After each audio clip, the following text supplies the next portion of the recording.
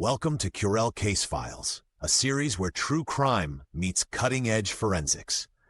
These are the cases where silence was shattered by science, where every clue meant something, and where the dead still speak, through data, DNA, and the relentless pursuit of truth. In the next case, a smart assistant catches the moment of a perfect murder. It was supposed to be an accident. That's what the husband told police when they found his wife, Miriam, unresponsive in their living room, collapsed beside a knocked-over glass of wine. The home was locked from the inside. No signs of a struggle.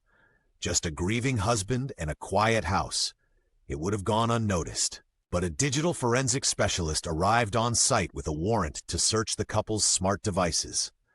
The home was wired with everything: thermostats, door sensors, motion detectors, and a voice-activated assistant stationed in the kitchen.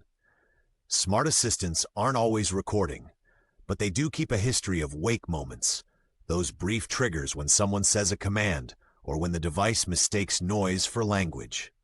Miriam's assistant woke up 5 times in the hour before her death. Only one command was clearly logged: play music. But when analysts examined the audio triggers more closely, they found something hidden in the raw buffer, a faint voice whispering, "It's time." Twice. It wasn't a command, it was a conversation, and the assistant had saved a snippet of it by accident. Acoustic fingerprinting proved the whisper belonged to the husband. A voice app on his phone had been used earlier that day to test simulated voices, his own. He had created a backup of his tone, then used the assistant's open mic to stage a natural, accidental-sounding command sequence. A deeper review of motion sensor logs showed he had left the room through a hidden side door, not wired into the system. The door had been removed from the blueprints after renovations. He re-entered the room through the front hallway after his wife was already gone, tears in his eyes, story in his mouth. He thought he'd outsmarted the system, but the assistant heard everything it wasn't supposed to, and remembered just enough. Let's talk about it. Do you trust your smart devices to protect you? Or could they be used against you? How far should police be allowed to go in retrieving voice data from your home? Would you feel safer or more violated knowing your device might accidentally record private moments? Share your thoughts. In the age of smart homes, even silence leaves clues. In the next case, facial reconstruction gives a Jane Doe her name and justice. She was buried without a name, found by a hunter on the edge of a rural trail. No ID, no wallet, no distinguishing clothing. Just a body, curled under brush, bones fragile from time and weather. They called her Jane Doe. What stood out to the forensic pathologist was the surgical scar, a precise line across the abdomen, likely from an organ transplant or major surgery. That one scar became the entry point to rebuild her story. With no dental records and degraded fingerprints, investigators turned to facial reconstruction. A specialist molded a 3D replica of her skull and used digital software to recreate her face, estimating tissue depth, musculature, and facial structure. The image was posted to a national database. 1 month later, a message arrived. A nurse in Texas recognized the face from a missing persons flyer she'd helped distribute almost 15 years earlier.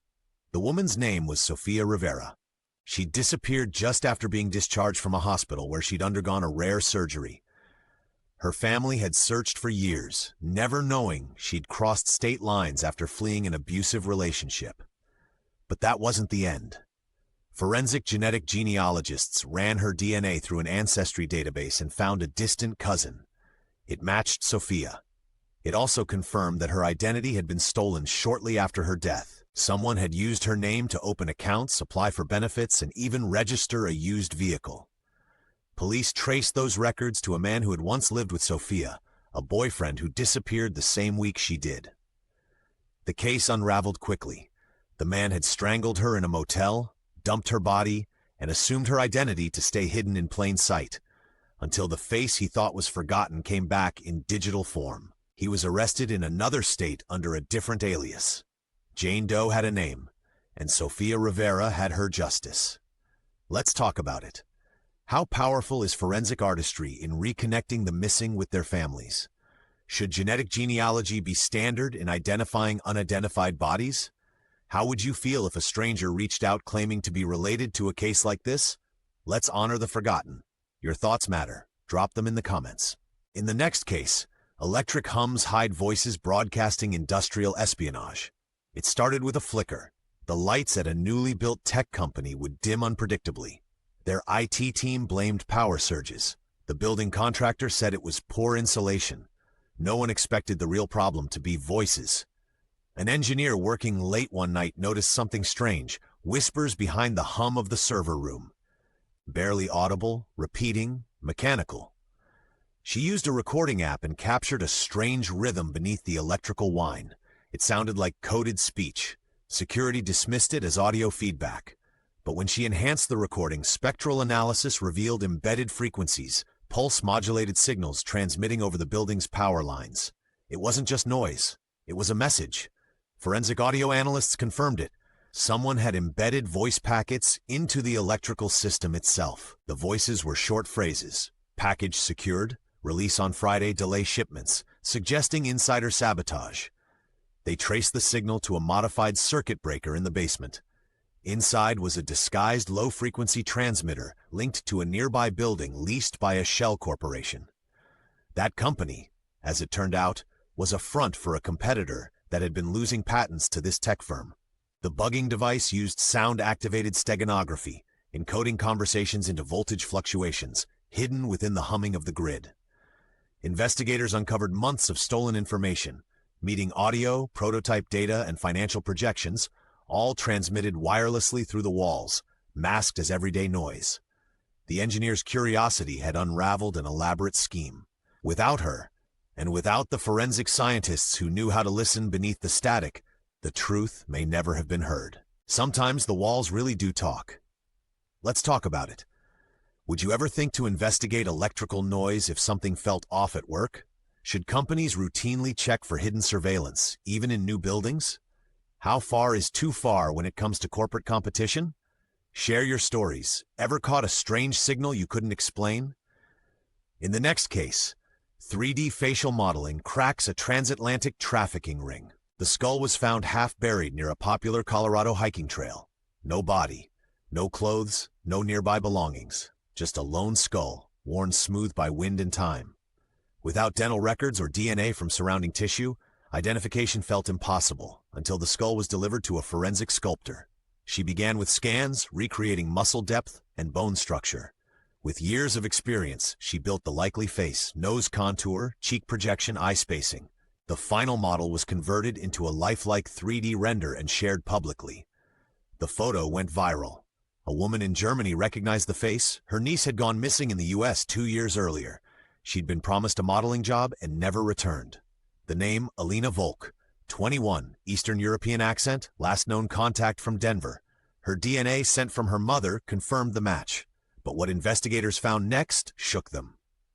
Alina had entered the US on a fake student visa, orchestrated through a trafficking network that used falsified identity documents and agency recruiters. Girls like her were promised opportunity, then trapped in isolated homes and rotated between cities. The man running the ring was a former immigration paralegal with access to forged credentials and deep knowledge of the system. Police uncovered dozens of cases connected to the same method, but it was Alina's skull sculpted back into a person that made people care. At the trial, her 3D reconstruction was displayed in court. Her aunt, seated in the front row, held a print of the model close to her chest.